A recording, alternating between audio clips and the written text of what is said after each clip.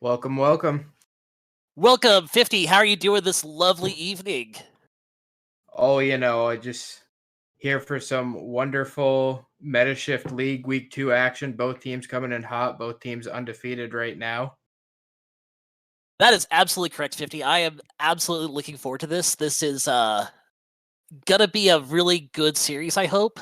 Both teams started off really hot, going 1-0 each, winning their 2 games of their best of 3 series.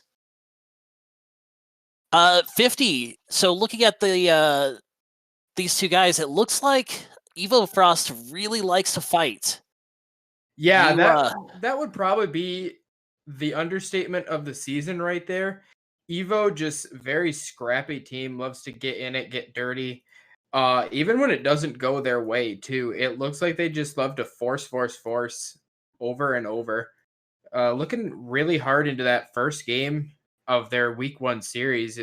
It was just the comprehensive top die, bot die, everybody die, rinse and repeat. yeah. That looking at that game, that was very much so we don't care what the goal difference is. We don't care about the game state. We are going to go ahead and just take you on head on. Absolutely. And it was really interesting to see such an immobile comp build such a massive lead too in a game like that. I think they definitely had some interesting matchups that you don't see very often. We saw Camille versus a Nocturne. We saw our Jin versus Karma bot lane. It was very interesting to say the least. Yeah, no, I would absolutely agree with that. That's a set of bot lanes, especially that I am interested to see what they pull out for this week. They Absolutely. they're playing a lot of Evo Shift is playing a lot of like meta champs for their AD carry. Uh, and it definitely looks like it's been working out for the most part. Um, the one pick that I was surprised by was their game 3 with the Ash pick. 50, what do you think about that Ash pick? And do you think they'll pick So it again? Ash is a champion that is always really, really good in coordinated team play just because she has the slow on the passive with every auto. She's got a ton of CC in her kit. Yeah, she's not really the most flashy champion. I know a lot of carries don't really like her because I mean she's one of the originals. Everybody knows exactly what Ash is going to do every game she's in, but you you go back to those fundamental basics and you've got an Ash, you've got the CC, you've got hard engage from anywhere on the map, and a team that really knows how to play around that crystal arrow is definitely a dangerous team because engage can come from anywhere at any time, and if you don't have proper vision you don't see it coming. And that can completely ruin a game as you get to that mid and late when death timers are pushing 30, 40, 50 seconds. Absolutely agree. The that enchanted crystal air could just set you up for plays, especially if you have follow-up CC, which it looks like they did a great job of selecting that in their team comp. Let's Absolutely, yeah. I think too it's definitely worth noting that in a comp with the Ash, they did not put all the eggs in the Ash carry basket. They went top Camille, they went mid lane Cassiopeia. They had threats across the board. It's not Ash that's going to be the one to drag you across that finish line. She's just there to enable the team. And I think it's definitely telling that they're able to play things such as the Jinx, that hyper carry, the Jin, the long range, the Ash, the supportive style. They definitely do not limit themselves on what they're able to do. absolutely. Yeah, so in this upcoming match, one of the things that I'm really looking forward to is just if their team fight is going to beat the individual prowess of Check the Logs. Because 50, I look at Check the Logs, and what I see is just a bunch of great players, good in each role. I don't think I see anybody who's underperformed so far. Yeah, no, and I do think too the big matchup we're definitely looking at is that jungle matchup. Both members so far have played that very hard carry style. Whether we see them continue to push that narrative throughout the season. Jungle is a role that is currently more suited to enable your laners rather than solo carry for yourself. Um, so I think that if we see these two players continue on the trajectory that they're on, we're in for some very explosive team fights coming into this series. But it definitely does not cut back on the fact that across the board, any one of these players can step up and be that big carry at any time. Absolutely. One thing I'm concerned about for Check the Logs, though, is they have a heavy reliance on that Olaf, which obviously we all know Olaf can take over games, at any level, from the LCS Absolutely. all the way down to Iron. So I'm interested to see if they let the Olaf go through, and if so, what the answer to that is. Yeah, no, that's going to be a very first ban Olaf. I do agree with that. Very strong, both in professional play, in solo queue. It's a great champion, especially if you play it. I like to see this Camille takeaway. Absolute pop off on the Camille. And it looks like EVO is just focusing on those jungle bans right now. See if they can take away some of that carry power.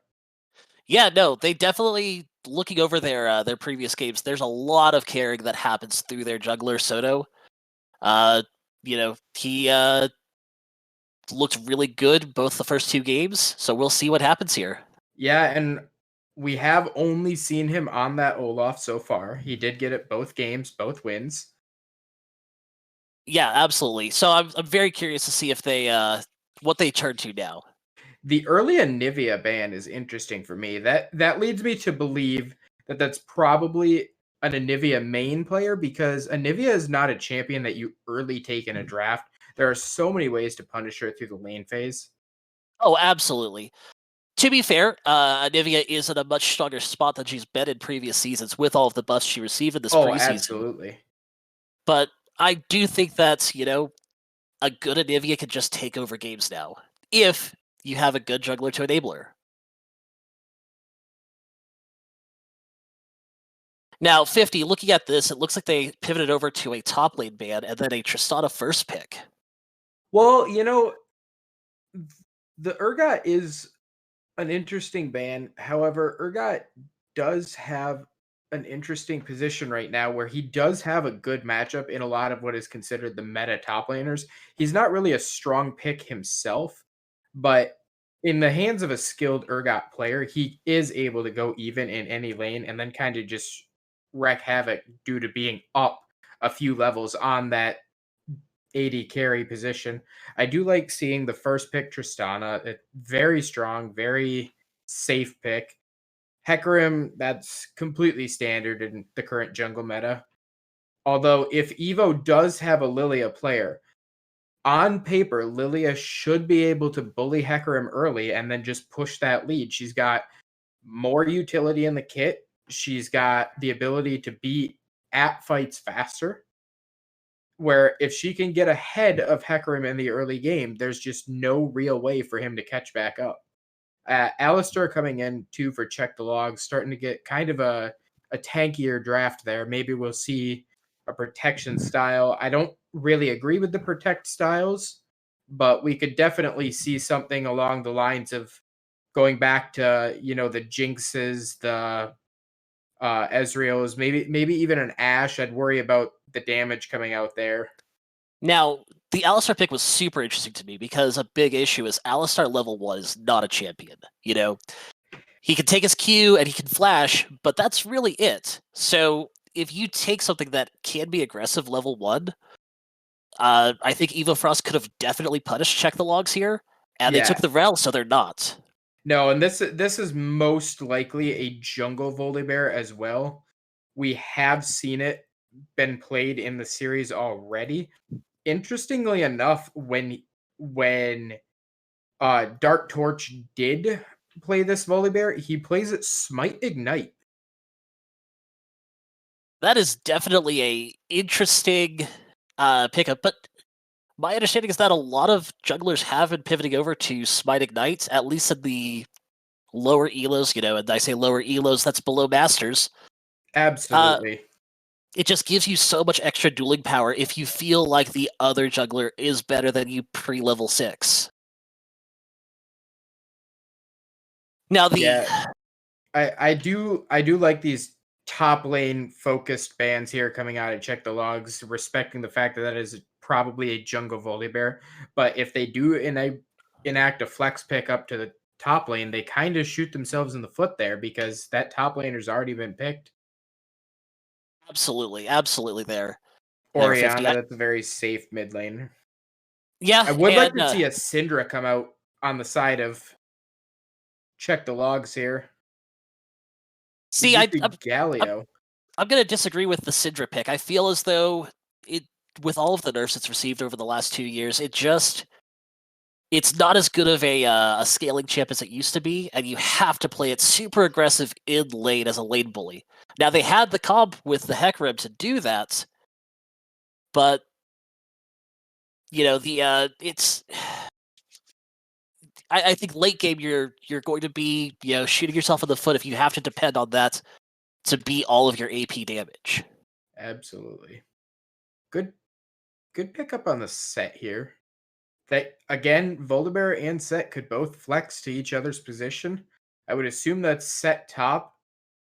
There is a very tanky front line on the side of Check the Logs that Set can grab any one of them and go in for that big showstopper.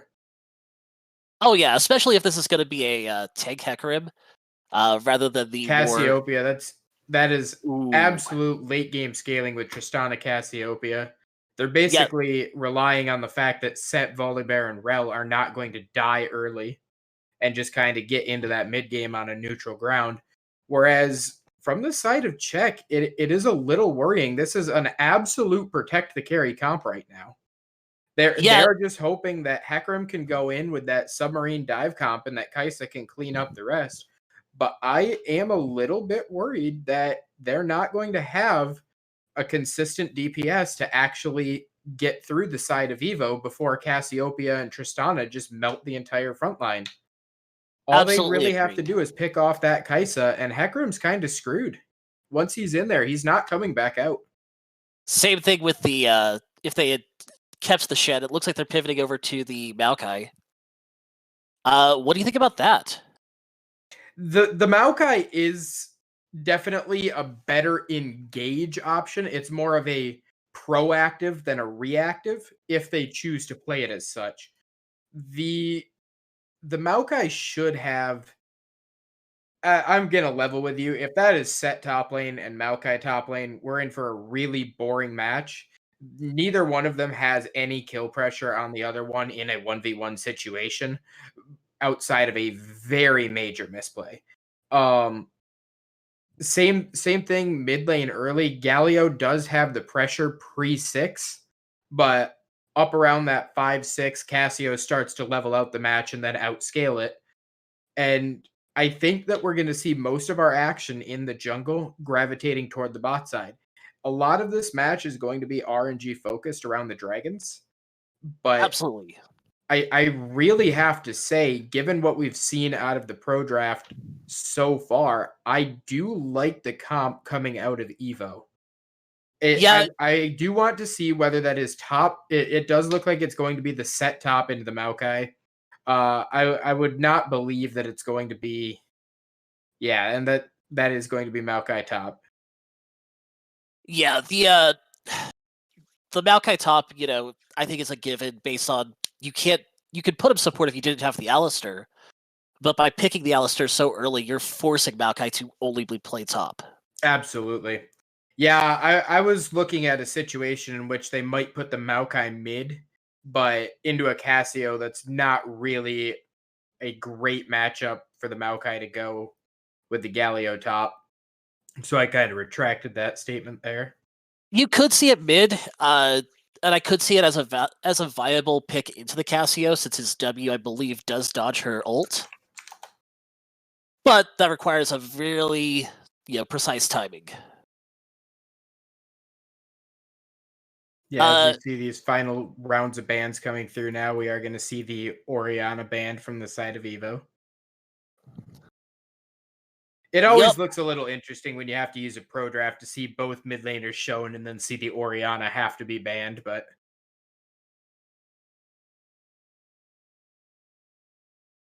absolutely. One last thing I'd like to talk about real fast is I want to see how this game goes early bot lane. Tristana absolutely can beat Kai'Sa bot lane early, free level 6. So let's see what happens here. Yeah, I'd like to see a very early engage on the level 2 or 3 before Alistair unlocks all those points, but we're going to send it over to a quick break, and we'll be right back with you at game start.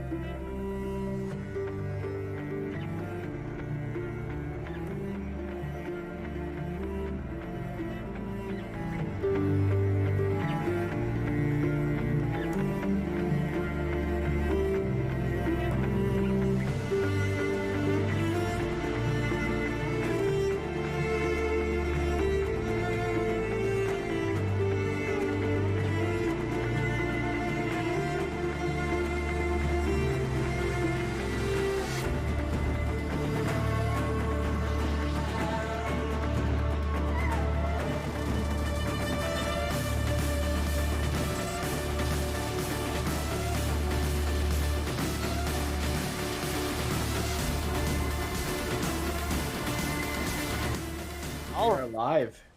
Alrighty, 50. So, this is really interesting to me. I just want to real quick talk about this bot lane matchup. The Tristana has Glacial Augment. What do you think about that? So I think as we discussed in our loading screen, those are probably mistaken center runes. However, there is a case to be made for a Tristana engaging, getting that quick freeze off, blowing up her target, and rocket jumping out.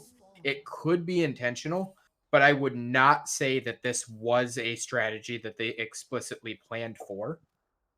We're But more what going to see this bot lane being focused around what the Hecarim can actually do from the side of Check the Logs. Yeah, in a vacuum, the choice makes some sense for the Glacial, just because of how much other damage there is on the team, right? You know, we've got the Cass, who is obviously going to be a monster once she scales up and has some items. We've got Set, who can do a lot of percentage-based HP, which they've got a lot of champs here who are going to build HP on the side of Check the Logs. Absolutely. So, and we are seeing the standard 5-point come out from both teams as it looks both junglers are electing to start toward their red sides. Now, the thing that worries me about the side of Check the Logs draft is Cassio and Tristana are both immensely scaling champions. They are going for late game. If Hecarim cannot get himself snowballed, then we do not really see any world in which a Kaisa is going to outperform both Cassiopeia and Tristana by herself. She really needs that Hecarim to be a second source of true DPS, and I am a little bit concerned because I'm not seeing a great lane for him to consistently, reliably gank. I would say his best bet is definitely the mid lane with Cassiopeia not taking cleanse. She does have that standard teleport. And if he can blow an early flash and set her back to where Alistar can start roaming up to also help on 3-mans and shut her out of the game, then I think Hecarim does have a decent chance to beat that second DPS threat. Absolutely. Now, one thing that I'm really interested in here is saying if the Kaisa does get killed, and this is something that's forced out the flash, and that is just a huge misplay from the side of Check the Logs. Alistar messing up the headbutt pulverize combo just cost them every bit of lane pressure they could have had. And now that this bot lane is a losing lane, it's going to be really hard for them to get any advantage anywhere on the map. We are seeing Hecarim come down immediately. Tristana does not have a flash, but yep, there's that rocket jump we're talking about. Good interrupt. Yes, absolutely. Hecarim picking up that kill. Probably better that Hecarim does pick up that kill and start the snowball. I am not going to say that that was a worthwhile trade. It's absolutely good for the Hecarim to pick up the first blood, but that does not dismiss the fact that Kaisa and Alistar completely trolled that early lane phase. Oh, absolutely.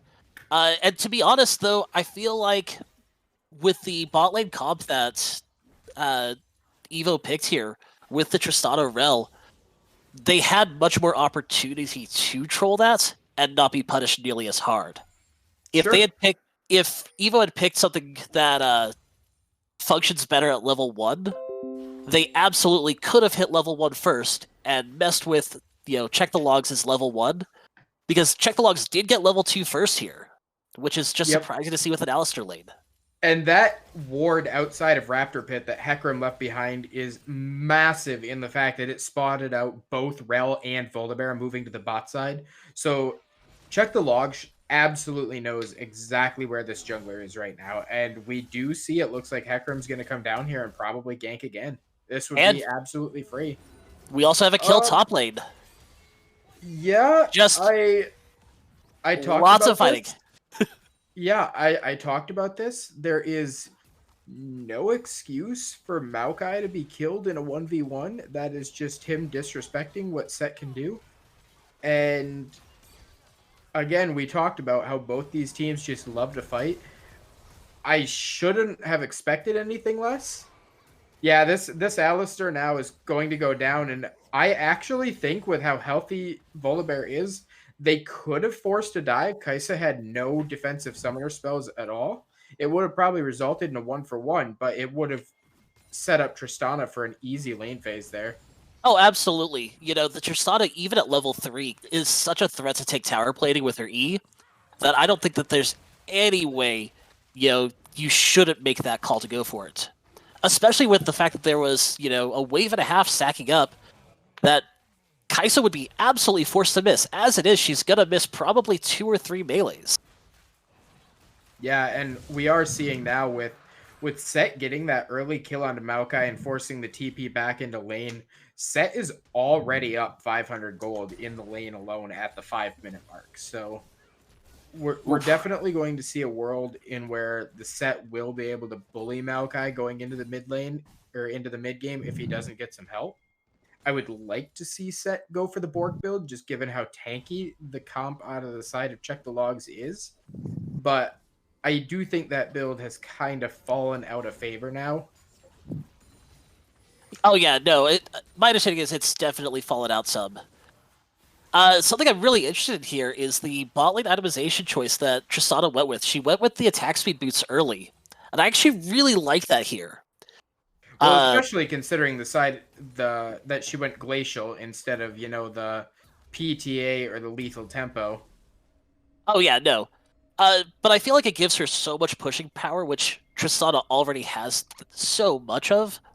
I feel like it's going to set them up to be able to just constantly be at the tower, pushing in the Kaisa, pushing in the Alistar, and they really don't have an answer for that without pressure from their other team members. True.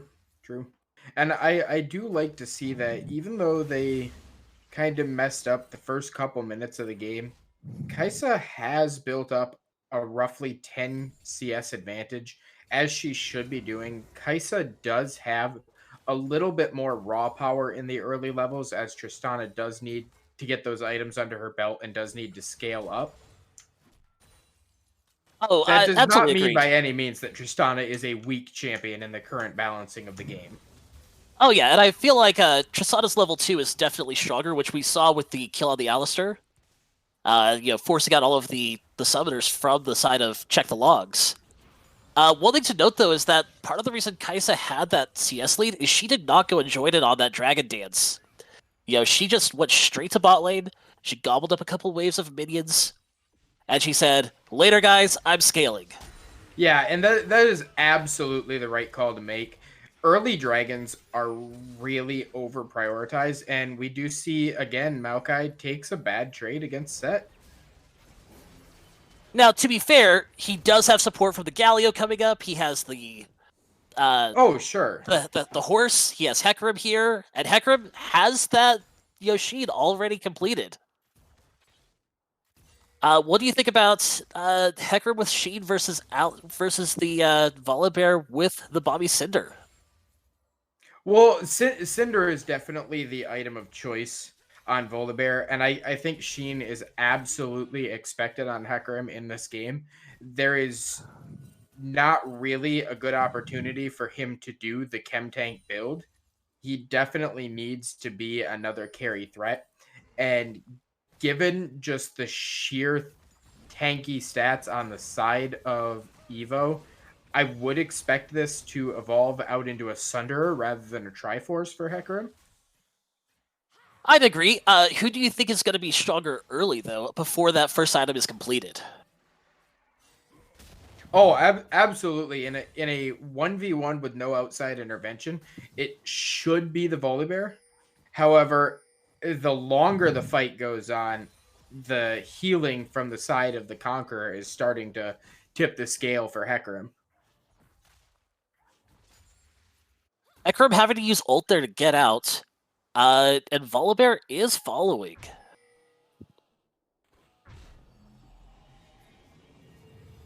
Yeah, and just being a general nuisance. Oh yeah, I really like the vision plays being set up by the side of EVO here. They've got that deep control ward. I would like another control ward over by blue, or a regular ward at the very minimum. Maybe not right this second, but soon, so that they know when the Hecarim's going to try and come down there. Yeah, and we also see we're kind of trading where resources are allocated right now. Hecarim about a 500 gold lead on his jungle counterpart, but Set helps to offset that right there with a almost 700 gold lead into the Maokai. Oh yeah, absolutely. Now, something else that I found really interesting was how many ults the side of Check the Logs has had to burn in the last minute with that dragon coming up shortly. Yeah, and I do believe part of that is, as we talked about, their just affinity to fight. They find themselves in precarious situations quite a bit where I would say they almost tunnel vision on the opportunity to take fights and take skirmishes to where they don't really care what it costs them. And from a philosophical standpoint, I personally don't like that when your second drink is going to be Ocean. I feel like of all of the single drinks you could get, Ocean is probably the strongest one. Um, I would actually argue that the small heal that it actually does give you is quite inconsequential. It's only 2.5% missing health over 5 seconds, so it's less than 1% health a second. Where the raw stats out of the Infernal are probably the strongest single dragon you can get, and the ability haste off Cloud is also very valuable. Oh, sure, it's definitely valuable to get that ultimate ability haste off of Cloud. And for a team that wants to be tanky, it can be helpful to have the extra tank stats on all of these tanky members for Check the Logs. Yeah, sure. I do agree to your point. Ocean is definitely a valuable dragon, but it's definitely not one worth losing your life over. Absolutely. It does concern me though that, they they have given up, that Drake just that easily. But Yeah, we'll see. I'm actually not too concerned for it. The game state's pretty even right now, and realistically, EVO didn't lose out on a whole lot by letting that go over. I think they kind of just decided, we weren't properly set up. They hand shook it and said, "You caught us on this one. We'll let you have your prize." Fair enough. Fair enough. One thing that is going to be interesting to me. So this guarantees we're going to get Drakes before we can get a Cloud Soul out, or before we can get a Soul out. Who do you think Soul favors more? Currently, I don't think the Soul really favors anyone.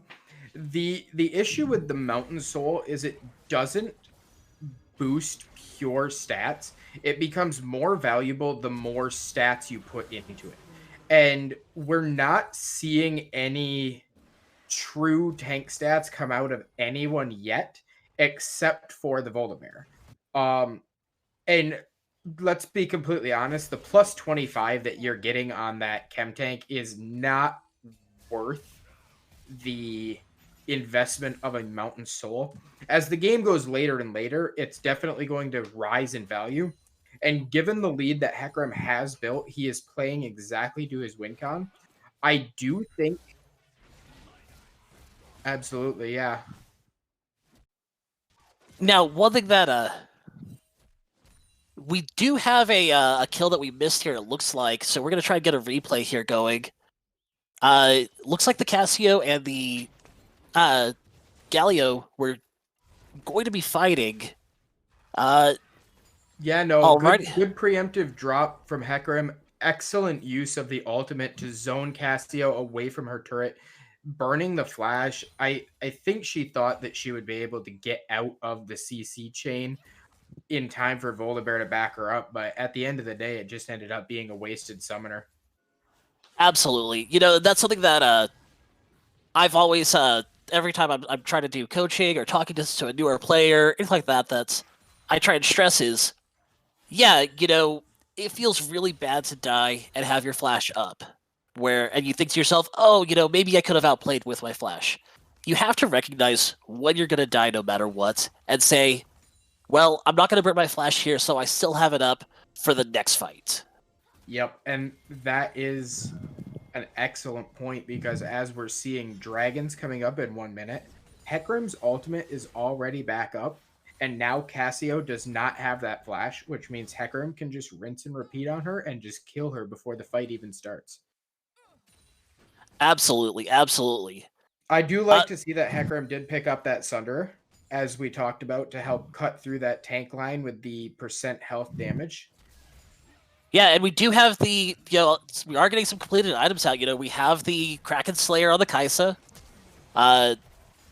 Personally, I think that Kraken Slayer is probably... outplay from Maokai there on the top lane. Yes, absolutely. Absolutely excellent. I think, the Maokai definitely did not respect the sets, at, the early levels. But at this point, he's tanky enough. Now we're gonna see Hecarim come in and just clean this one up. Hecarim's gonna go on a rampage here. He does give it over to Maokai. I do think that Maokai could have left him, but he did help set up that whole play, reward him with a little bit of cash for it. Yeah, absolutely. It's never a bad thing to have your big mega tanks have a little bit of extra gold. And it looks like we're gonna get another fight here down in the Dragon Pit. Yep, and now we're just going to see that Wombo combo come out from the side of Check the Logs. Cassio dies because, as we talked about, does not have that flash. And EVO just hands over a free leash for the dragon. We also saw her waste her ult on an isolated Kaisa who was facing the other direction. I think that was just more of a panic ult than anything. Oh, absolutely, absolutely. I think it was, absolutely a panic ult. And it was definitely a waste. That's really not what you want to see out of, your mid laner there. All right, now on the replay here, it looks like here EVO is starting it up. We get the good Alistar headbutt combo. Kaisa ults in, turns around preemptively for that, that ult. Yeah, and the rest of the team just has to run. Here we do have to recognize Hecarim came in using the Ghost and did not burn the ultimate to immediately get into the Dragon Pit. Instead, elected to hold on to that to be able to get through the pit and kill Rel on the back end. Absolutely. Excellent heads-up play. I do really like the call for EVO keeping their 80 carry bot lane, soaking up XP and gold while they get this Rift Herald. Way too often you see teams just say, all 5 of us, we're going to go to Rift Herald and we're going to fight for it. And you just see tons of gold and XP just wasted. No, and it's a great call. I mean, Hecarim didn't bother to go in and try and contest because at this stage of the game, there's really nothing besides first turret that you're playing to. Plating has already fallen. You lose out on that free 320 gold from getting the guaranteed 2 plates.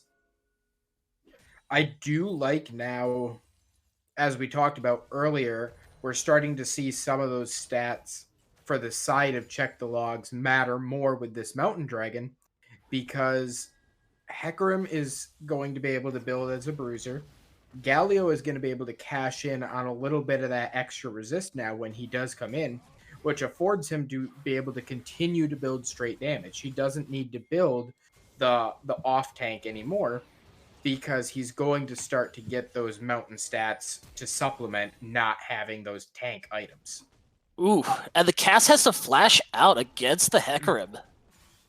No, she didn't. That was just absolute panic right there. No, I agree. Maybe I should have worded that better. she had to flash because she was in a bad spot and decided that she had to. That is a case of not having proper vision, and there's really no way that they can get vision with a Hecarim this fed right now. But as we talked about, the Cassio was punished. The Hecarim is now on a rampage, and there's very few routes back into this game for the side of EVO. However, that does not discredit one strong team fight. Get a couple of these shutdowns onto Cassio or Tristana, and they absolutely can get back into this game. Oh, absolutely. No, this is a game that is still very much so losable or winnable. Spawning into the game in 10 seconds here. Absolutely. Now, I don't think that either team is going to try and go for a Baron fight anywhere here the next couple of minutes. I think it would be an absolute waste to try and do that right now. Although, if they did try for it right now, I think Check the Logs would just win. They could just take that gold advantage and just beat down EVO with it if they tried. But I don't think that's the right call right here. I think going for the side lane pressure is absolutely a better call. Now we see the Hecarim get beaten up a little bit by the Volibear. Yeah, but unfortunately, the two carries are not in position to cash in on that, and Hecarim should be able to just walk this one out. Oh yeah, absolutely. He is going to walk this one out. It looks like the Alistar and Kai'Sa are recalling probably to go to Dragon here and get set up for that in 48 seconds. Yep, and I do have to call into question now, having set return to the bot lane, having access to that teleport, I would almost have rather seen Cassio return mid and Set go up top. Yes, Cassio does have her own teleport, but it's much easier for her to just, slither down the river there for a fight, especially not having access to her flash right now. Having her in an isolated lane like this is just not a great look for the side of EVO. Oh, absolutely, I agree. I think, if Check the Logs wanted to, they could more than likely collapse on that cast. Yeah, they would give up Dragon to do it, but they've already got two of them, And they're the ones who are going to be building tank here. I don't think they even have to look to kill the cast. Having Cassio up in the top lane with Maokai as he's now teleporting into this fight, he could have absolutely kept her locked away in there, and then if she did try to answer the fight, he just instantly cancels it with either his ultimate or Twisted Advance. All right, we've got the team fight coming in. Yeah, and that's how you just see the item discrepancy coming through from the side of Check the Logs, in that we saw the Volibear just melt immediately. The Rel just get destroyed. These tanks are not tanks at this point in the game. Absolutely. And a 4-for-1 is just about as perfect as you could play this right now. Honestly, with EVO dropping the Herald bot lane like that, I thought that they would just continue to send one of their members down bot lane, try and get that tier 2. And just I feel like that would be a better use of gold. Now on the replay here, we've got this. Check the Logs does start this. They're all centralized, right? They're all in that line, starting that team fight. And it feels like EVO is just a little bit too spread out. I feel like if they had all collapsed onto one member, maybe they have a shot at killing someone. But with how far behind they are... the very obvious thing you have to call into question. Why did EVO send the front line to face check the bush to chase down the Galio and leave Cassiopeia completely exposed and alone in the middle of 4-man in the river? Absolutely. There is a clear breakdown of communication in this game. I don't know if it's tilt. I think they just need to shake this one off, get their bearings, and come back strong for game 2. Because as we do see now, a 5,000 gold lead, 23 minutes in. Not the worst gold lead to have to deal with. However, again, we're not seeing any way for them to shred these tanks. Cassio... Tristana, nobody is building any heal reduction. Nobody is really building any form of percent health damage. And we are starting to see Cassio get to the point where she can just melt these waves very quickly, but it's too little, it's too late.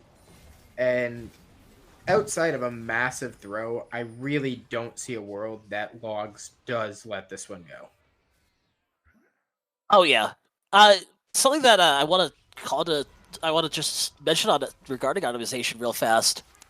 So Kai'Sa went for the Kraken Slayer plus Phantom Dancer build.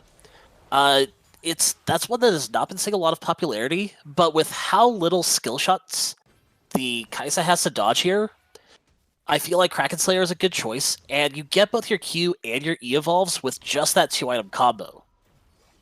So it seems like she's going to be in a really strong spot. I'd like to see her get some armor pen next, and then finish it off with like, an Infinity Edge, and she will just be the hyper carry you need.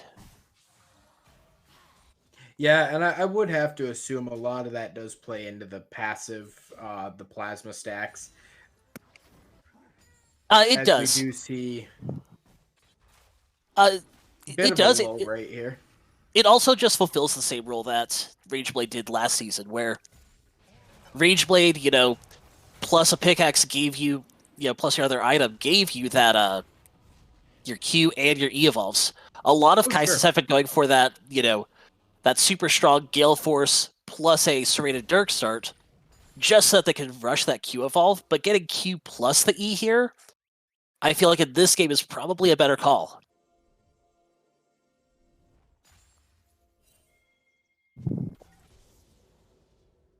What do you think about this the vision coverage that we're seeing from both teams so far? I feel like it's rather limited. I think the vision from the side of check the logs is excellent, and EVO is definitely lacking. I would absolutely agree with that. If you look, really the only spots that, EVO is going to know if someone is coming through is they're going to know if someone's going to go through Pixel Brush top side or bot side. They're going to know if you start Baron, and they're going to know if blue is up. But blue isn't even up for, what is that, another minute? Minute and a half? It's just, it's really disappointing to see, a team just get absolutely outclassed in vision coverage right here. Yeah, I mean, and they've got good coverage around the Baron, but do you really need that kind of coverage around the Baron right now? One ward on the Baron to know if they go to check it is fine, but you yourself are not going to be able to take that objective, because if you do look to start it, check the logs is just going to collapse on you, ace you, take the objective, and win the game. I think we need to prioritize this Dragon Soul that is spawning in the next 30 seconds, and with no vision, they're walking into this trap blind. Especially when you consider right now, this is a dangerous stat to have. Hecarim is up 2 levels on Volibear and up 3,500 gold. He is up a full legendary item to his jungle counterpart right now. Oof. Now, on the side of EVO, we are seeing both the Triss and the Cass are at that 2 item mark, so it's possible that they're going to do a good bit more damage here. But are they going to do it, do that extra damage fast enough? Yeah, and this is just kind of what we're talking about. I mean, Hecarim just pretty much single-handedly shredded the backline of EVO. You have to think right there, if the Tristana had, a more of a combat-focused, masteries there, like the press the attack, she could have at least threatened the Kaisa to not dive in solo. Yeah, good call here to send the Hecarim down to finish the soul, send Kaisa up to help DPS the Baron, get 2 objectives for the price of 1, handed the cookie jar, so to speak. But, I mean, there's just no one around to punish them for this. And we're going to see this game break open very quickly. Yeah, so as we go into this replay here, you see Hecarim ult in, just completely disperse the front line. And as we have a surrender come out in the middle of that replay. Wow. Yeah. I suppose, well, when you know the game's over, why waste everybody's time? Yeah, absolutely. I think it's a good way to get yourself off of tilt with that surrender, because you're in a spot as EVO where, you are that far behind. You're likely not going to, learn anything else, from trying to play it out. You're not going to learn anything else from, trying to make this game go later. So you might as well just go ahead and surrender, take a moment, take a breath, get out of the game, and see what you can do for game 2. Yeah, and the really unfortunate thing there is I will stick by EVO's draft, 9 out of 10 times that draft should win. And this was just a case of massive jungle gap. As we talked about, both junglers loving the carry style, but we just did not see Shine put on his carry pants. He came not ready to play, and he got absolutely manhandled this entire game. Oh, absolutely. You know, I looking at this game, this is one where in solo queue you're going to see people saying jungle diff, but honestly, you know, I feel like he just got put into such a hard position there from the rest of his team. Yeah, his team definitely did not do him any favors. However, I would like to say that Check the Logs played an excellent game.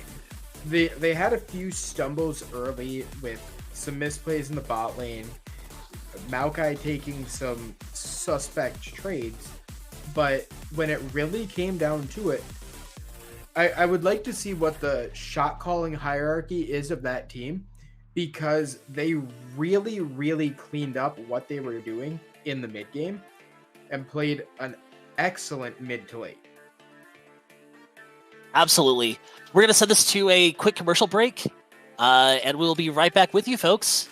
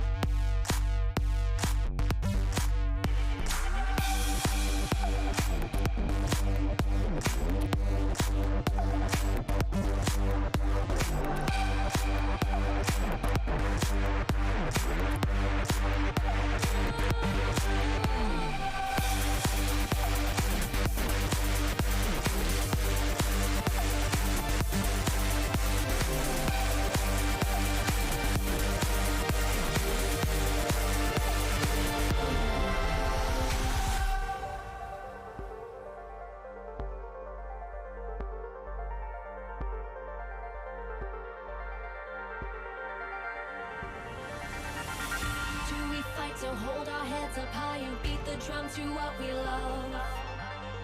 Risk the follow, we have felt it all come crashing down from far above. Stars are rising, countless worlds colliding, only one will take it all. Can we bring to fall the giants? Can we make the final call? We are the ones to ignite the darkened skies. The champions.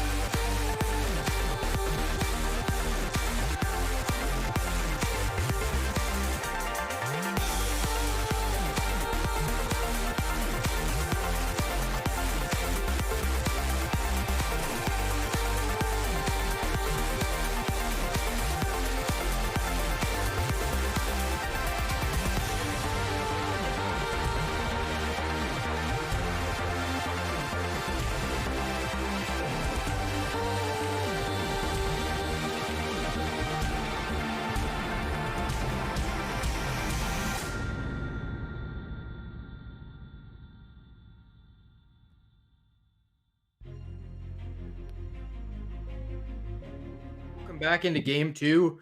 Check the logs up 1-0 against Evil Frost. We saw in that game one, Hecarim and a case of jungle difference. Evo did have a better draft, and it looks like so far in the bans, we're just getting the salty run back. Yeah, absolutely. Here's the I thing: it's based I'm off of really the. afraid the way this is going right now. I'm gonna tell you, I thank God they take out the Hecarim. All three bands focused at jungle. I was really concerned we were gonna see the exact same drafts play out because we saw them have the superior draft and just choke it. And now we're gonna see that highly prized, arguable number one ADC go over to check the logs, and let's see what Evo's answer is here. And here's the thing: is Tristana is probably the best AD carry in the game right now. For just her raw lane dominance. That level 2 that That she is going has to is be just. sorry to interrupt you. That is going to be a Karthus bot lane. We saw it in their last series. That is Yeah. probably going to be Karthus Pike bot. Yeah, no. This is absolutely something that I like to see is just, hey, you know what? We got smashed last game, trying something to the points that I don't think we can try and even pull that any sort of comp like that off again. Let's go something completely different, and see if we can attack them better this way. Yeah, but I mean, in the event that is indeed Karthus, we are probably going to see a level 2 first blood. Tristana Leona has been known since the beginning of time as arguably the strongest level 2 power spike in the entire game. Absolutely. I feel like, the Tristana jump in with her E, the Leo, pulling herself in and stunning you. If you're Karthus and you're not playing 5 million miles back at level 2, when the enemy team hits level 2, yeah, you're absolutely going to die. Absolutely. And we do have to point out Karthus traditionally started as a mid laner, is most common currently as a jungler. We do see the Vi ban or the Vi pickup, so that does answer. That is indeed going to be the bot lane Karthus. As we do see, Vi is Pantheon. So stream, everybody watching, Vi is a Pantheon pick. Apparently, they made a mistake with the draft. Whenever we get to the actual game, you will see Pantheon there, not Vi. That kind of disappoints me. While Pantheon is a very strong character and honestly one of my favorite characters in the game, in the entire game, I feel like the Vi angle is very spicy here. I think arguably Vi could have been a better angle because you cannot interrupt Vi's ultimate. Tristana can jump all she wants. Vi's gonna follow her wherever she goes. Absolutely. Now we're seeing more jungle bands come out of EVO Frost here. 4 jungle bands. And honestly, we have seen the Urgot in some tiers of play getting flexed into jungle as well. I don't think it's good, but it is a thing. So you could say that it's 5 bands targeted at that jungler, or 4 at a top lane. Now, 50 as a jungle main yourself, how does it make you feel when you get 4 targeted bands right at you? I mean, it's definitely a smug feeling to know that you draw that much pressure. I am not. I like the Kane pick. I do think I'm having a little bit hard time trying to justify the Evo draft right now. With that being indeed a Pantheon, the only true engage they have is that Sejuani ult. Pike is really weak early game. He doesn't have a great engage. Pantheon can ult, Karthus can ult, sure, but you don't have any hard lockdown CC that the side of check the logs is not just going to front to back traditional win. Well, I think And what Evo is going for here is that Pantheon is going to go mid lane. He's going to build Assassin, and he's going to all in that Orianna over and over and over.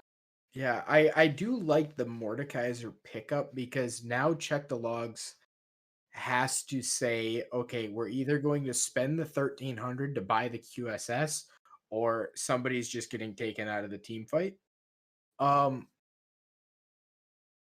I think again, and I'm not going to say one team won the draft or other, because we did see in a game where 9 times out of 10, EVO's draft game 1 should have won. We saw them just roll over and die without a fight.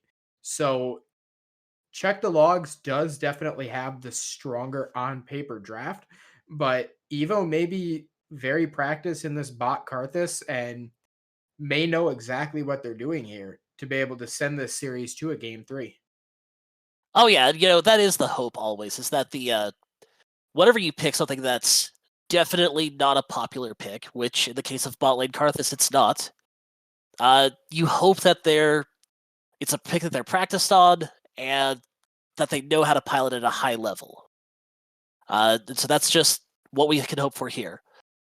I like the amount of CC that Evo Frost Comp can put out, but I definitely do agree that initial engage is going to be very difficult to find outside of Sejuani ult.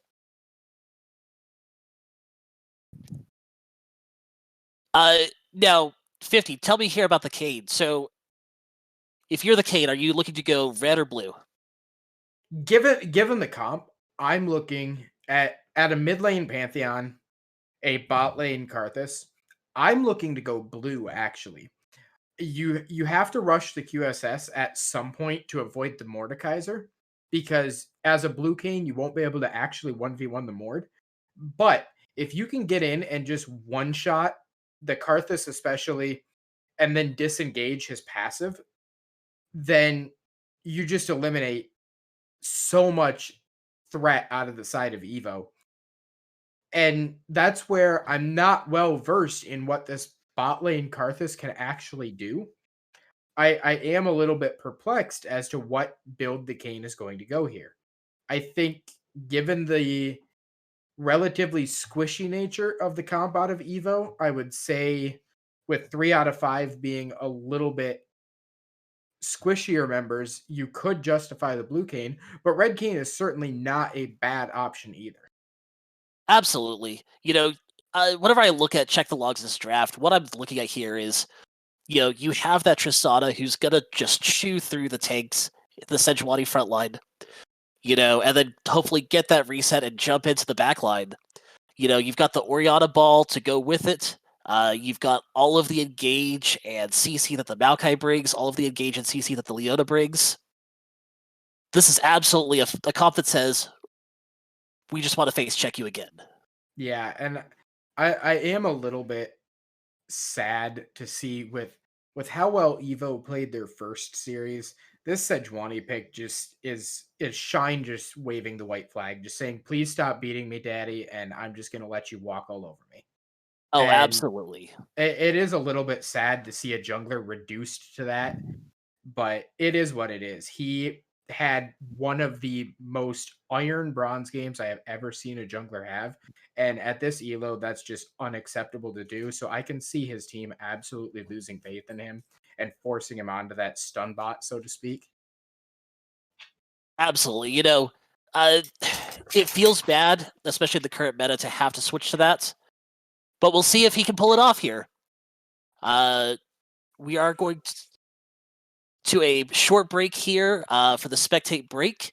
When we come back, we'll be live in game, and we'll see who wins this one. Stick around.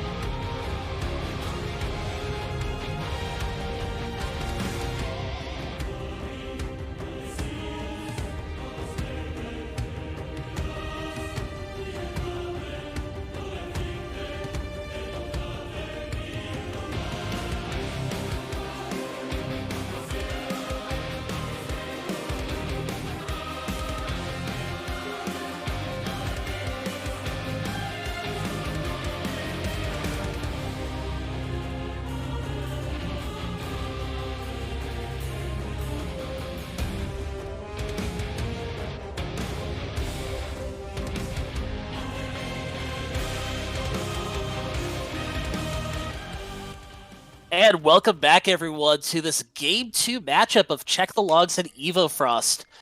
50, what do you think about this this comp here from EVO Frost?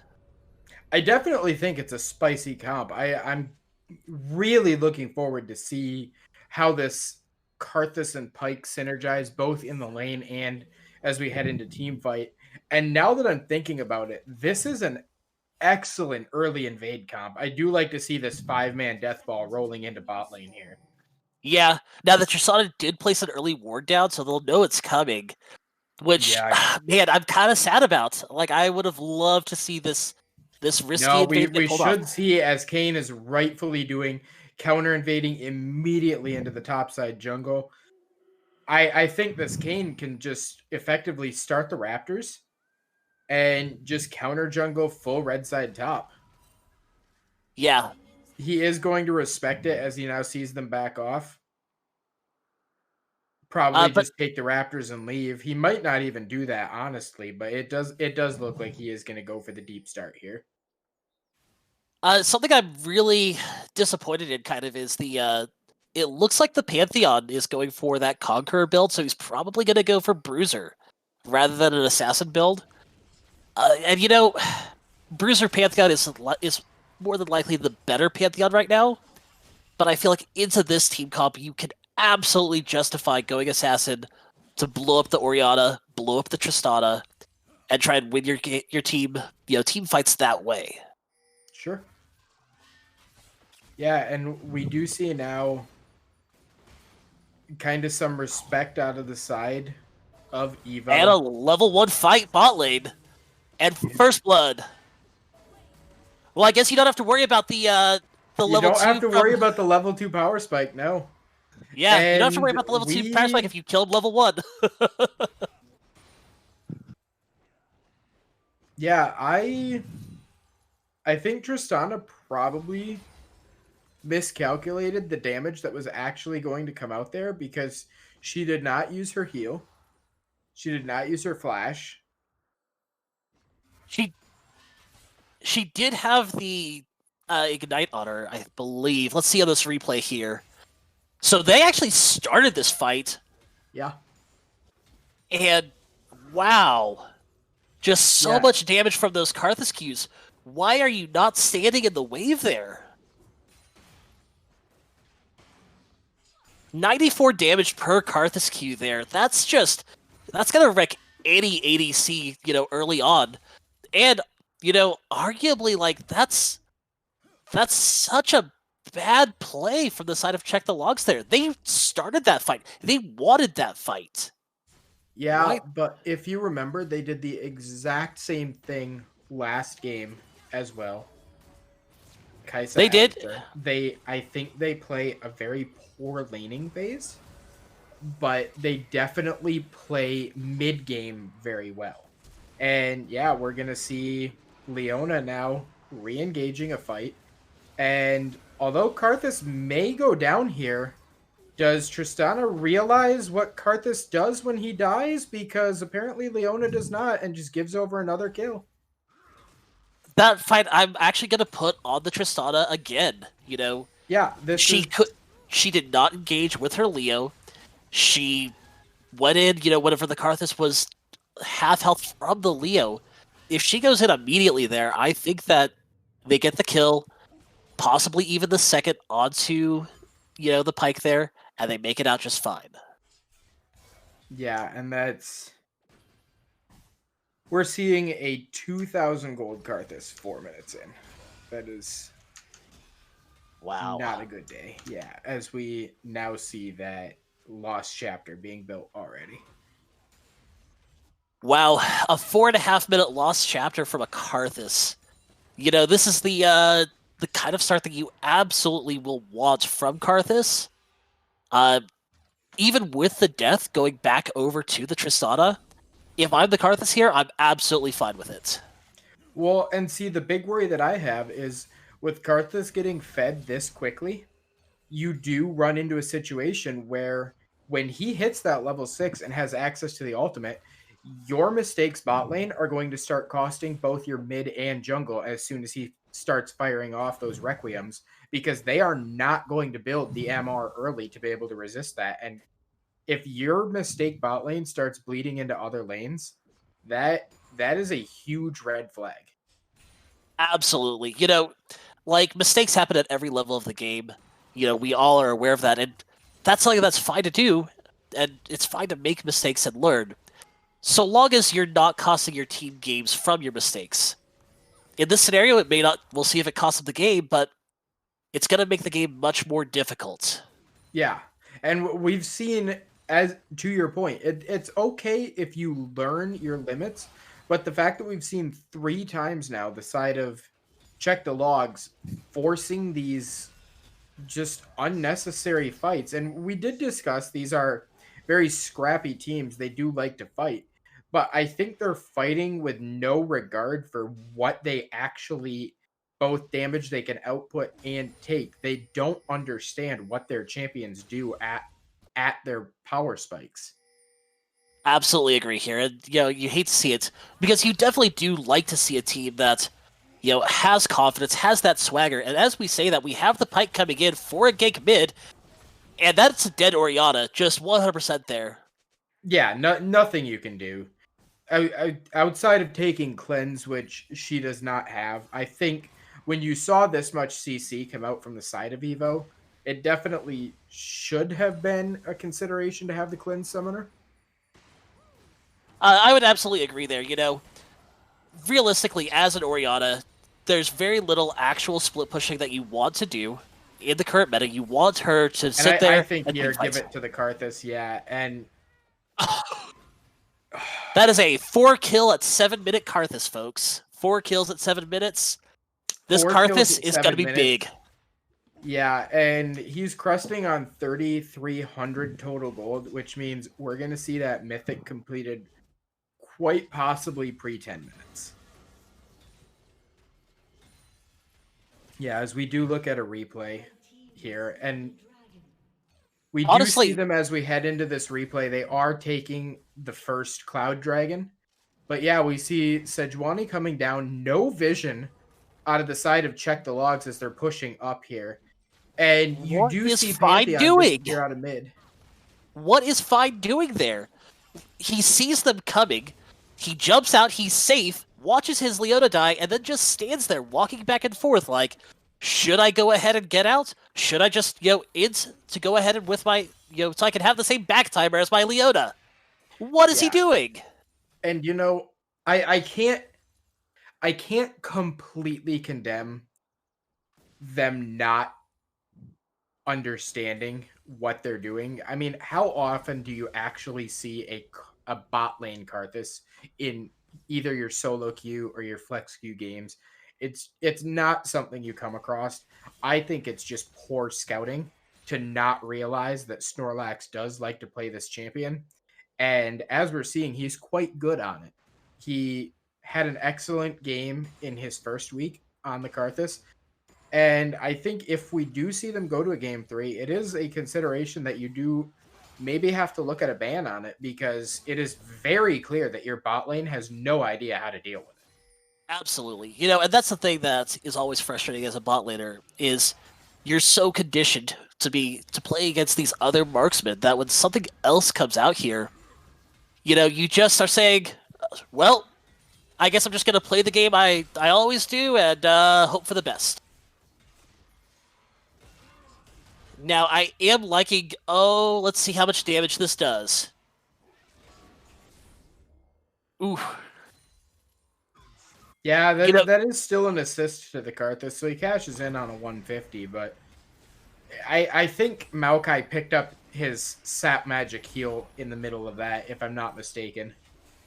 I believe so. You could see him trying to W to avoid it, but he pulled that off too early. Yeah. For it to actually go ahead and, keep him alive. Yeah, but like we talked about, the fact that bot lane screwed up so bad has allowed Sejuani to have the pressure to get that Herald, transition up to the top lane, get those plates, get that kill. I mean, we're just seeing Pike just roam around the map. no reason for him to be babysitting this Karthus. Karthus can 1v2 the lane all day long. And the mismanagement of the bot lane has enabled them to just now essentially run the game with 2 junglers. Absolutely, absolutely. And and this is a Pyke. He doesn't care about levels. He has his ultimate, and that's really all that matters. He's gonna come in, he's gonna ult low health targets, and just, push that gold lead higher and higher and higher. And hope to do to the other team what was done to them in game 1, where they were just able to take their wallets and say, I'm beating you with my wallet. Yeah. And if we're looking at the total gold for both these teams right now, we're seeing 14k to 18k advantage for the side of EVO. That 4k gold difference is on Karthus alone. If you take Karthus out of the game, then we are back to even. Now, we are seeing a fight here around the Rift Herald pit. It's a bit of a win here for Keep the Logs. Yeah, absolutely. That was just a bit of a misstep, but I mean, when you're this fed, no harm, no foul. You don't lose anything for it. The Rift Herald's not up.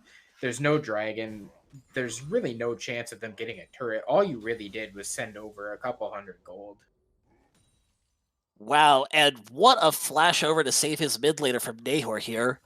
Nahor saying, hey, that Pyke who is going to try and kill you again? Nah, I am here, and I'm going to stop it.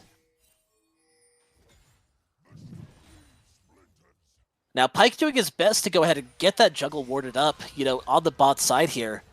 That's one of the things that can be really frustrating, to deal with as a jungler, just knowing that wherever you go, they know, right? Absolutely. Yeah, as we do see Karthus decide to go for that Liandry's, I would kind of like to see Karthus get an early Oblivion Orb here as well, but he is just so far ahead in this game where I really feel like he could almost do no wrong. Absolutely, absolutely. If anything, the one thing that concerns me with this Karthus is he is the consistent DPS for this team, and he still doesn't have a tier. Now, rushing your Mythic, absolutely a good plan, good idea.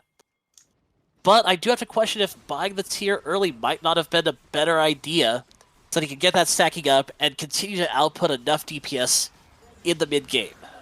Well, and here's the thing we talked about. Karthus just crossed 5,000 total gold. And Karthus is so fed, as we've seen over the last couple minutes, both with the ult to the Maokai on top side and just allowing Pyke to unlock. Because of the mistake of bot lane alone, unlocking that Pyke and letting Karthus just be on his own, we are now seeing Mordekaiser is up 1,000 gold in top.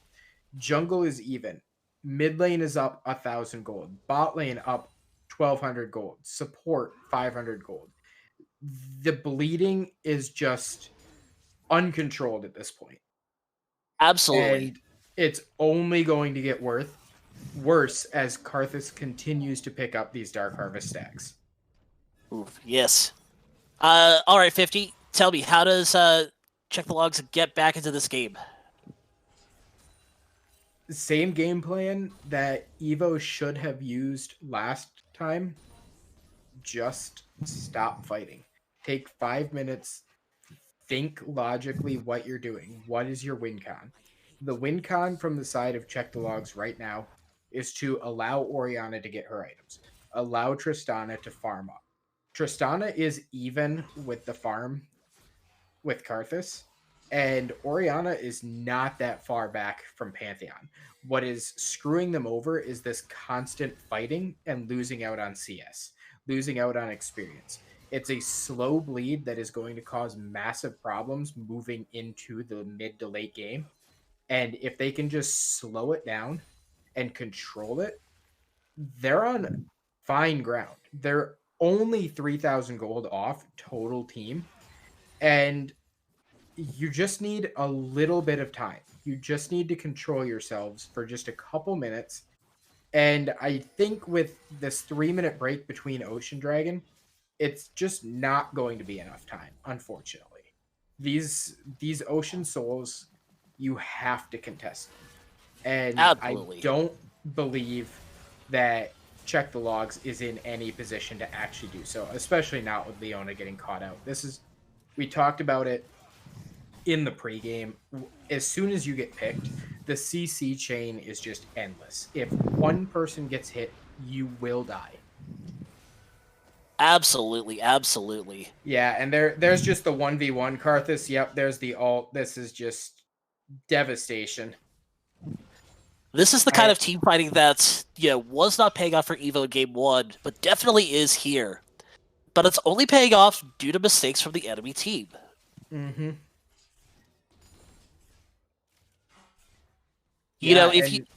Game 1, we saw Soto just pop off on the Hecarim, and I have to say, so far, the Kayn has not had the same impact he had Game 1. He really has not seemed to be doing much of anything. Absolutely agree. Now, we're going to see a replay here, of this fight. As you can see, the Maokai gets into a fight, the Tristana gets into a fight. There's even some fighting around mid all at once. What is Check the Logs doing here? As what you said, sit back, play safe. You don't need to worry about, fighting right now. You're not going to beat. Realistically, Tristana had no business stepping up like that. Karthus put down the wall of pain, and Tristana literally just walked right through it to try and trade autos up in his face. I don't know if... I hate to call it tilt. We talked about it first game. It's definitely not tilt, but it is a disrespect and not understanding what Karthus does. Absolutely, absolutely. This is 100% a case of that. The number of times we've seen the Tristana, trading with the Karthus and not standing so that, minions are with her or anything like that, and just letting herself eat those Q crits over and over is just honestly really sad to see. Yeah, as we do see, not as many stacks of Dark Harvest as I thought he would have. Only 7 stacks, but I mean, they're finally going to dive bomb him. But Absolutely. With access, yeah. Actually, no, did Karthus use the R?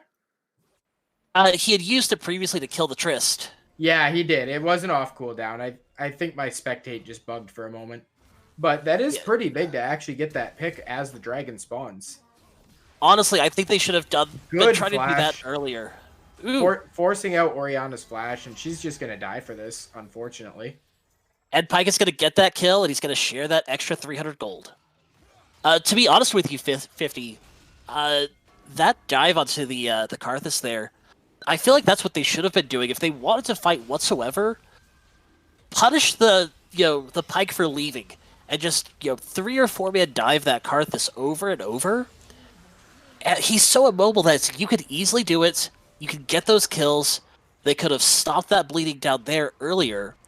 Yeah, but we do now have to talk. I think it's a major misplay to not contest that 3rd Ocean Dragon. Yeah, they didn't have an awesome opportunity to do so, but now we're looking at a 23-minute Dragon Soul, and if Check the Logs lets that go, they are quite literally on a timer. 4 minutes and 29 seconds. You can all see it up in the top left of the screen there, and as soon as that timer hits 0 and that Dragon Soul is on the board, if they do not steal this away, there is no way they turn this game around.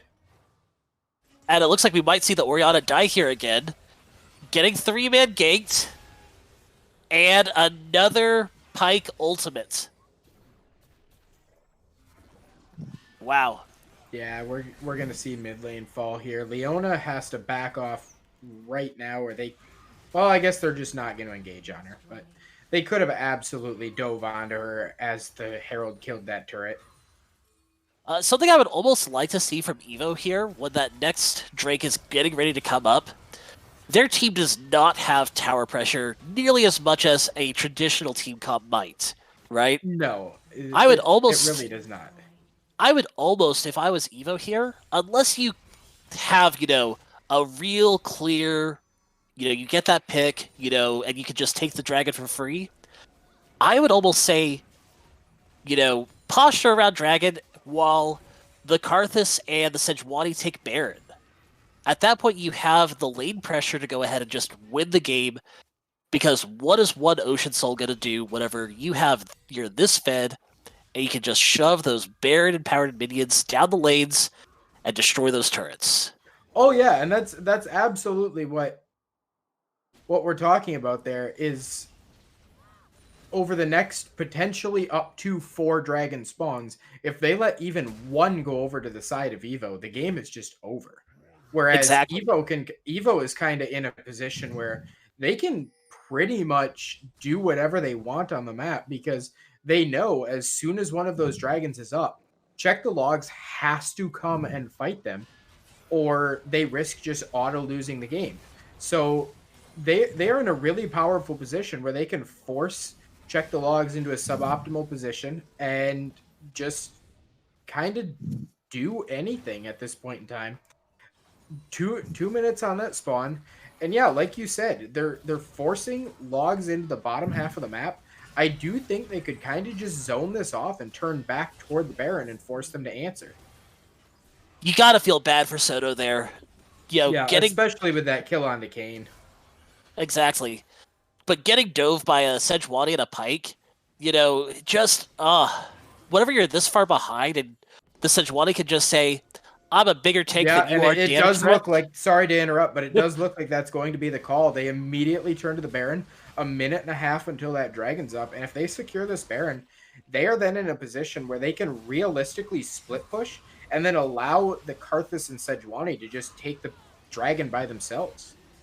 Something I really like too is even if you are split pushing as EVO, it doesn't mean that you can't fight. They've got the Pantheon ult, they've got the ult from the Karthus. We've got Pike who can just, sprint at you at Mach 10 from to a side lane. They can easily 4-1 or 1-3-1, with the Pantheon and the Karthus in the mid lane and still have pressure.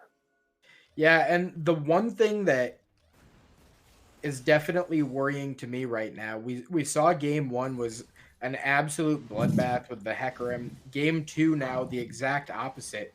And it is an indicator to me that neither of these teams understands how to control when they start to lose a lead. They don't know how to stop a snowball. They just keep face checking. And it's a worrying trend to see what should be some of the top teams in this division going at each other.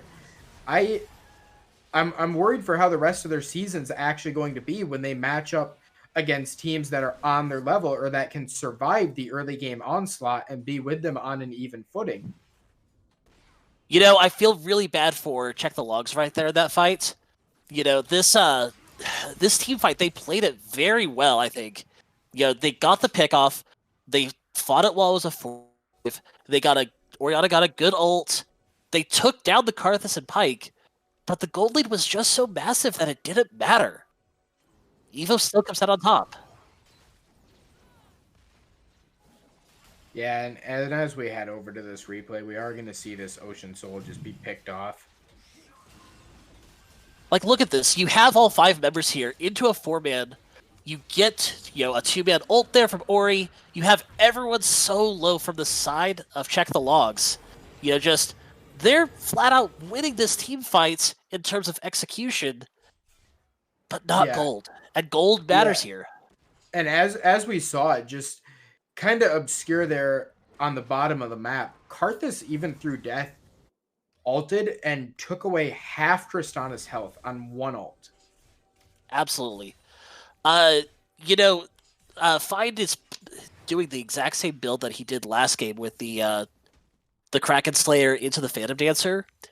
And while in a vacuum, I love the build, I feel like with how much magic damage you're seeing from the side of EVO, maybe he, throws in a null magic mantle here at some point. You go for, the QSS, so you don't get that initial pick threat. And maybe, just maybe, it's enough to let him live enough through the Karthus ult that he can still impact the team fight. Yeah, I'm not gonna. I think an argument to be made, even more than the QSS, is definitely a Maw as well. Yeah. Absolutely, absolutely. Yeah, and there you're just seeing the healing power of that Ocean Dragon coming through, keeping Mordekaiser healthy as he just wrecks havoc under the turret. Absolutely, absolutely. This is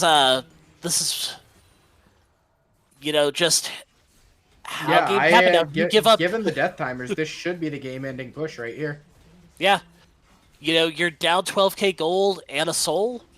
GG, go next. We're gonna see Yeah. a game 3 between these two good teams, guys.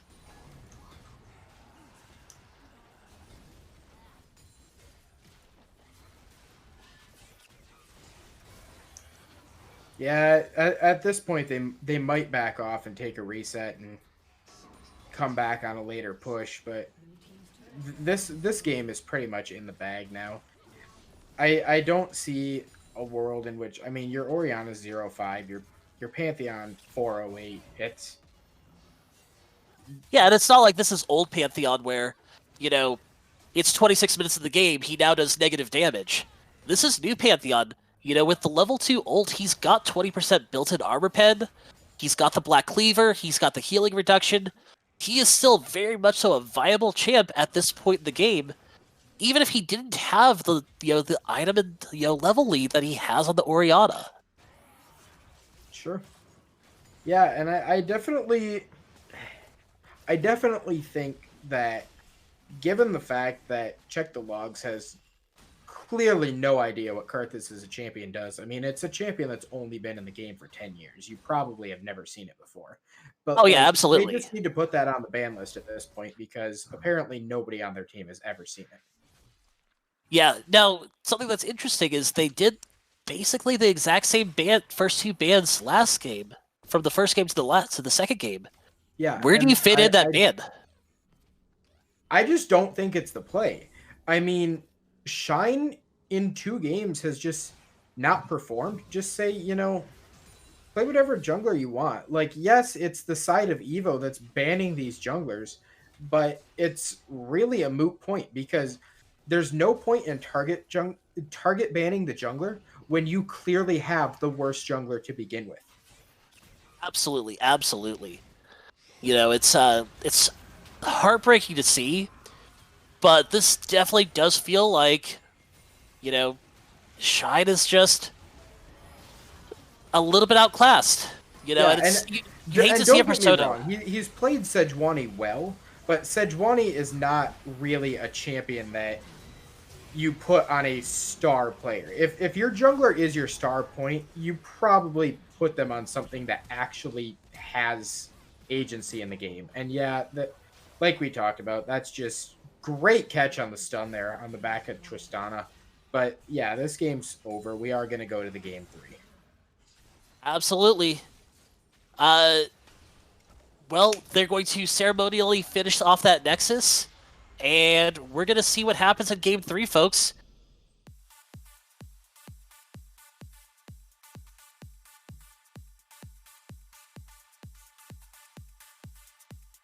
All right, so as we can see here, EVO finished this game with a huge, huge, huge gold lead.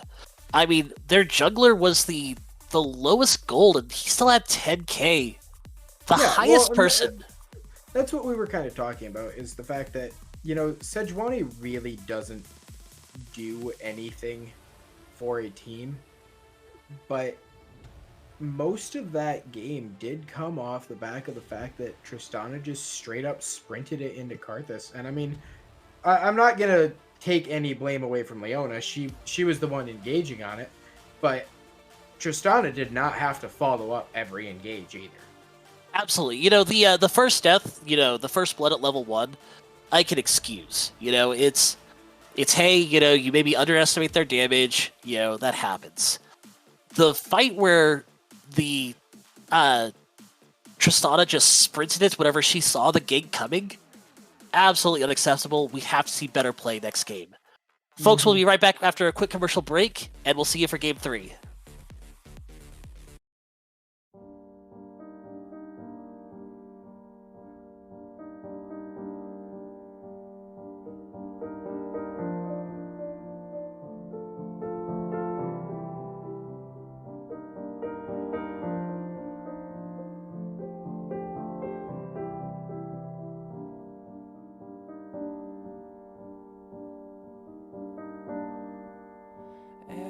child and Valoran has heard the tale before about the cursed mummy boy who felt his heart no more. So sad and lorn, the helpless lad, Amumu was his name.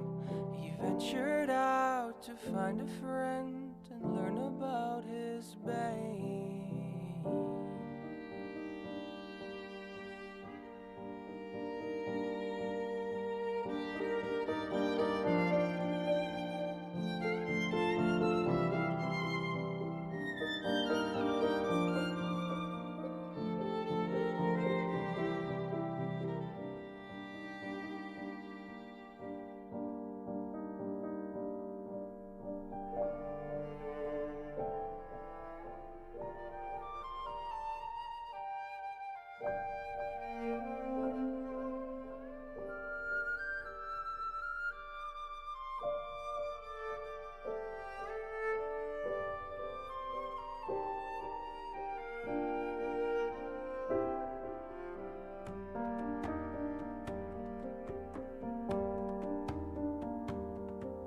For many years, young Amumu traveled through the lands, determined to make friends if only they would understand.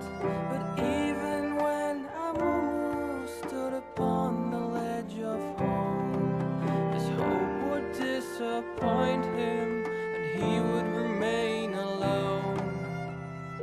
But then the curse began to whisper in his ear and would confirm what was Amumu's biggest fear. It pledged that never shall someone become his friend. It pledged that he shall be alone until his end. The sorrow and despair became too much to bear.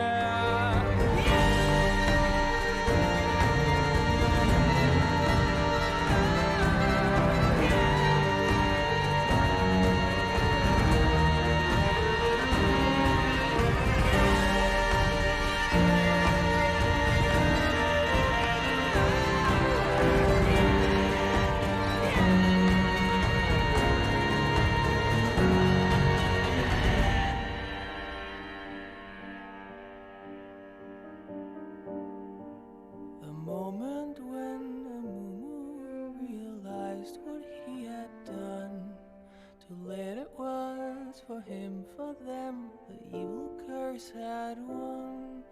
The anger and the anguish overwhelmed his fragile soul and caused a wicked tantrum that he never could control.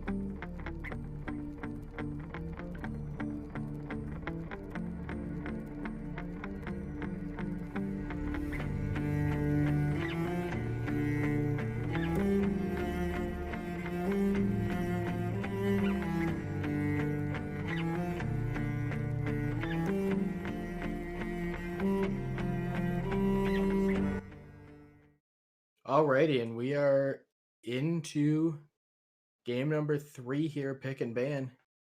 Evo Frost electing to go red side in this third game. We do see, yeah, I suppose we can probably say Camila Nivea Poppy. Yeah, Camila Nivea Poppy. Yeah, No cap. Let's see if we're going to get the same standard bans. We saw Evo has been banning out the Olaf, and yep, there it is. And I'm fine with the Olaf ban personally. Yeah, Olaf is very strong right now, especially with an Olaf player, because he can ignore so much CC. And of the 2 bot lane champions we saw, I don't think Pyke was the one to ban. So I can see the reasoning behind it. So yeah, the reasoning is because you ran into Karthus and let the Pyke leave the lane because Karthus could 2v1 it. Right. But the I can justify the Pyke saying, okay, well, we know that Pyke does a crapload of damage, brings out a lot of CC, at that level 1 and 2. Why don't we ban him, see if they're still willing to go Karthus? Sure. In which case, possibly we could just blow him up level 2. I'm really interested to see, though, if Check the Logs is going to try and that level 1 brush strat again, like they did last time. Because it definitely didn't turn out well last time. Yeah, and the only worry that I have, too, is they left the Poppy up that they banned for 2 games. If they're really that scared of the Poppy, I don't want to see them build a lot of high mobility that Poppy's going to interrupt. If they do leave it up and try to bait Evo Frost into that pick, they then need to look at things that are just going to walk at you and not have those dashes and those mobility spells. Absolutely. I almost wonder if we will end up seeing the Poppy at some point here to try and stop the Kai'Sa dashing. We are going to get the Alistar again. I really want Check the Logs to adapt their draft here. Take, some sort of ranged or really strong level 1 support and just absolutely chunk out the Alistar level 1, force him to not be there enough that they can easily get level 2 early, and snowball, bot lane from there. But we'll see what they pick here. Yeah, and Kai'Sa, very standard, didn't go for the Tristana, did not work for them. Actually, neither one of these teams playing the Tristana to great effect. Absolutely agreed. Although I do have to, argue about the rune choices from Evo Frost Tristana in game 1. If she has the press the attack, I feel like, she gets that first kill, And we're going to finally see a Seraphine come through. This is a very hotly contested pick in pro play. Extremely strong mid lane champion. Absolutely. Now, is that going to be a Poppy jungle 50? I would say likely it probably is going to be a Poppy jungle. However, there is the small chance that could be Poppy top Mord mid. And we're just going to see Evo continue to just focus solely on that jungle position. Absolutely. I think you're not in a bad situation if you force them back onto Kayn. I would agree with that. The Kayn didn't really feel like he did much in game 1. Now, part of that was the game state. Part of that is the fact that Kayn isn't a good early game champ, and they went down super early. But yeah, it definitely did feel like, they were easily able to pick the Sejuani there, and it wasn't punished. Now, what I like here with the Seraphine pick is definitely that, they can choose to flex her mid if they want, where she's arguably stronger than support. And, if they feel as though she's a better pick mid, they could just say, okay, you have a weak pick mid, we'll just play scaling.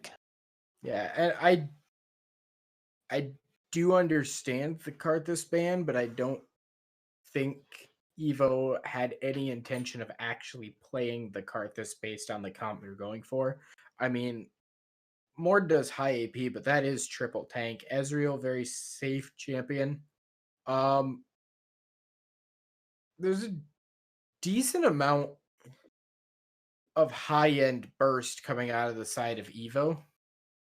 However, there is a lot of healing also on the side of Logs. So it nullifies itself.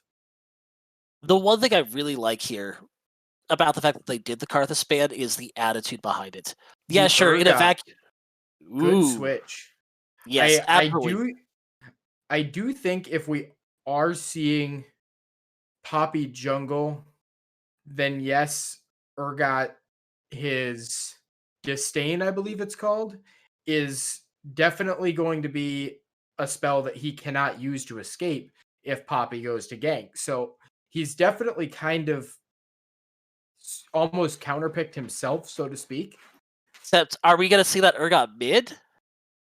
No, that's an Urgot top Maokai support. Oh, Yep. yeah. That's going to be support. a Seraphine Okay. mid. Or Seraphine mid, yeah. Maokai support. Okay. It makes sense. Yeah, good flex showing the Maokai early. Yeah, absolutely. Absolutely. I really, but going back to my previous point, I really like the thought process of saying, okay, they beat us really bad with this pick. Our AD carry doesn't know how to play against it. We'll go ahead and just take it away from him. Yeah, and with the Corki pickup, that's a really good makings of a poke comp there from EVO.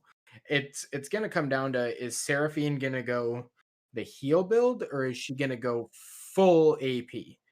And Absolutely. if she does go heal, she does trade off a little bit of the damage, but I think the team is better off in the long run to have the sustain and just say, all right, Kaisa and Urgot, you guys got this, handle it for us. Absolutely, absolutely. The other thing to keep in mind is that with the side of Evo Frost, you do have champions who do like to build healing in the Mordekaiser, the Alistair. If you're sitting there and lated together, if you're dancing around, mid lane as a 5v5 and trying to ARAM, he'll be healing you up. Seraphine as a third item can take that Chemtech Putrefier and just make it so that the